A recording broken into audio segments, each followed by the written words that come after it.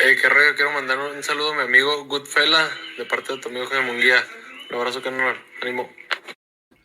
All right, man. Apparently, Jaime Munguia and Danny Jacobs are in talks. I heard from over that way that it is true they are in talks. I didn't even ask about the weight, but I'm pretty sure it's either a catch weight or 168 pounds. And one thing about moving up in weight and going up to 168 pounds for Jaime Munguia, he struggled to make the 60-pound limit last time out. He looked terrible even in that fight. As long as it lasted, he just looked physically terrible in that fight. So I mean, that's what happened when you fighting at the crib too. So fighting at the crib, that's the curse about fighting at the crib. It's just a lot of distraction. So, but I don't. Maybe he won't be coming back down.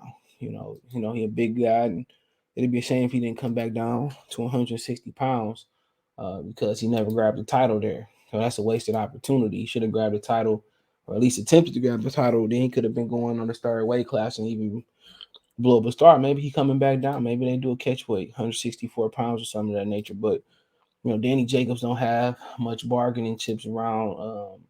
He don't have much bargaining chips these days, bro. So it ain't too much that he can do after losing to John Ryder.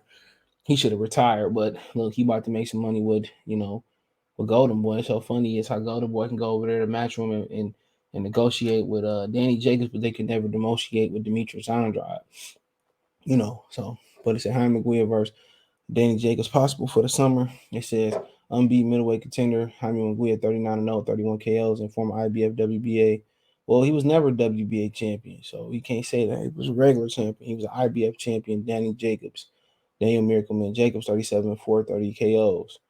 He says, Iron talks for a catchweight class. So you go right there, 168-pound division on the zone in the summer. Dan Rafael is reporting the news of Jaime Munguia versus Danny Jacobs talks.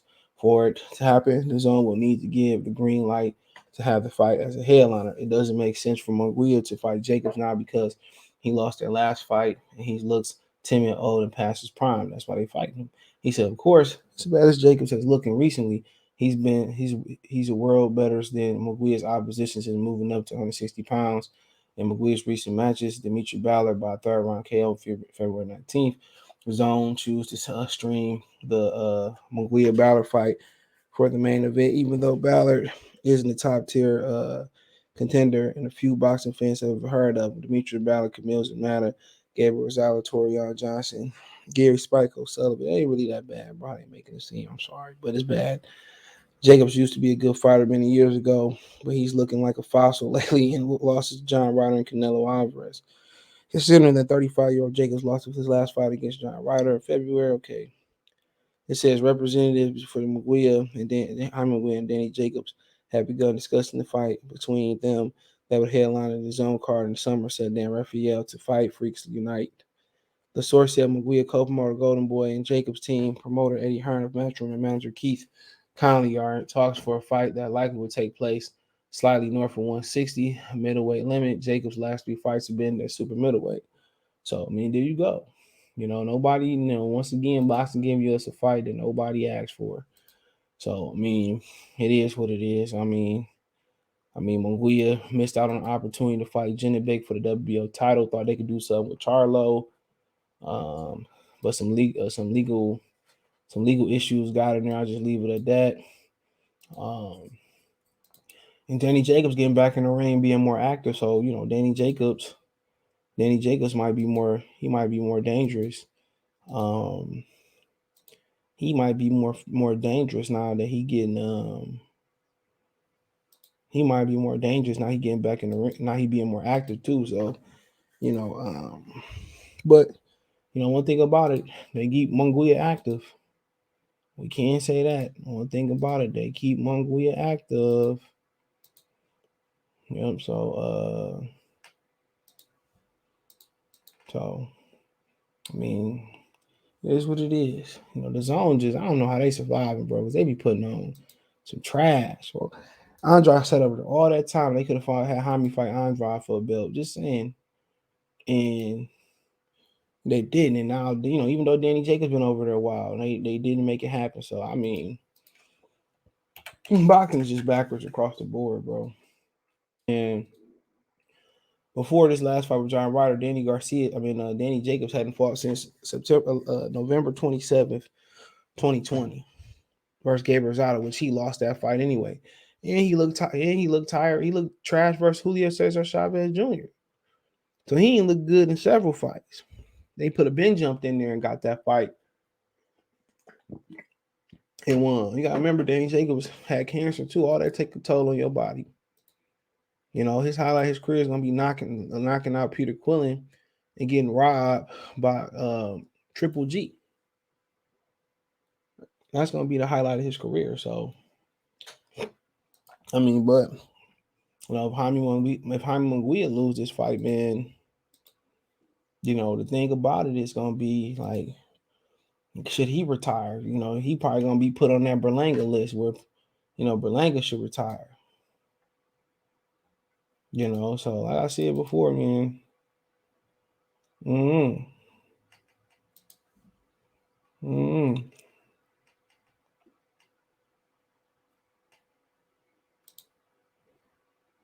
You know, but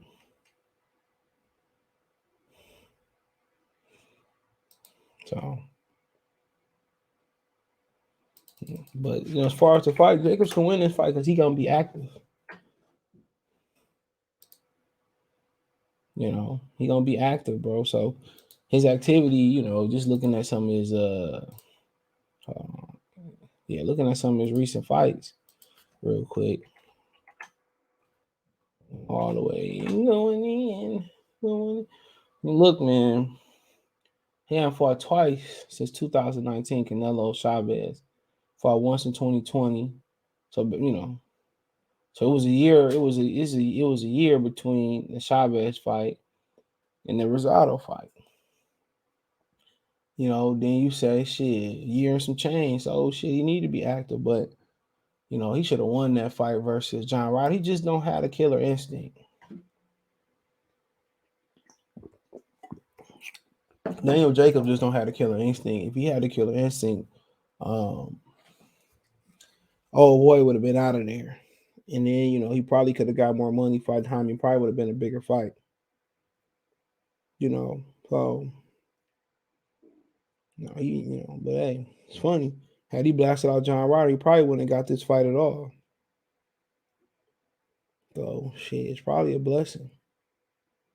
Had he knocked the old boy dick in the dirt, this wouldn't even been a fight at all. But you know, interest level, yeah, pretty much none. To be honest, pretty much none, man. I like Jaime, but you know, what do this accomplish? You know, really don't accomplish nothing. But I mean, like I said before, you know, just looking at the stylistically, it's a good fight. But you know, Jaime should run through him. Anything less than running through Danny Jacobs or retiring Danny Jacobs is unacceptable. When you got these type of fights, like when Charlo got the fight with Saluki and all that, nothing but perfection or close to perfection should be tolerated. You want to fight those type of guys, you can have no hiccups, you can have no potholes or bumps in the road, you can have no ups and downs. You should run through them dudes. You should run through them dudes.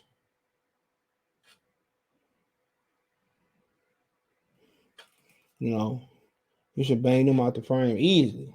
So when you keep fighting these type of guys, bro, all you do is open yourself up for people to say you got exposed. That's all you do is open yourself up. People say, well, you got exposed, you got exposed, you got exposed, you got exposed. You know, that's what happened with Jamal Charlo and Montiel. It's just backwards, bro. You got Jaime fighting Danny Jacobs. You got Jamal Charlo, right? Right? He taking on Saluki, Arisani Laura taking on Jose Benavidez Jr. at middleweight. Right? So shouldn't Lara be fighting Jamal Charlo? Right? And bare minimum, Jaime should be fighting Saluki. I think he already fought Saluki, my bad. At least shit, I don't know, man. I guess Danny Jacobs fights will have to do, but I mean, I don't know, man. It's just boxing can deliver and go a lot harder. It really can, but You know, that's the game.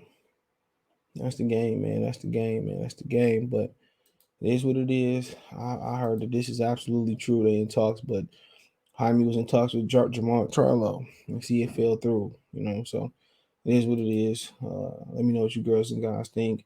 On the financially support the channel, Cash App, $ CJ Good 313, Venmo CJ Good 313, PayPal in the description.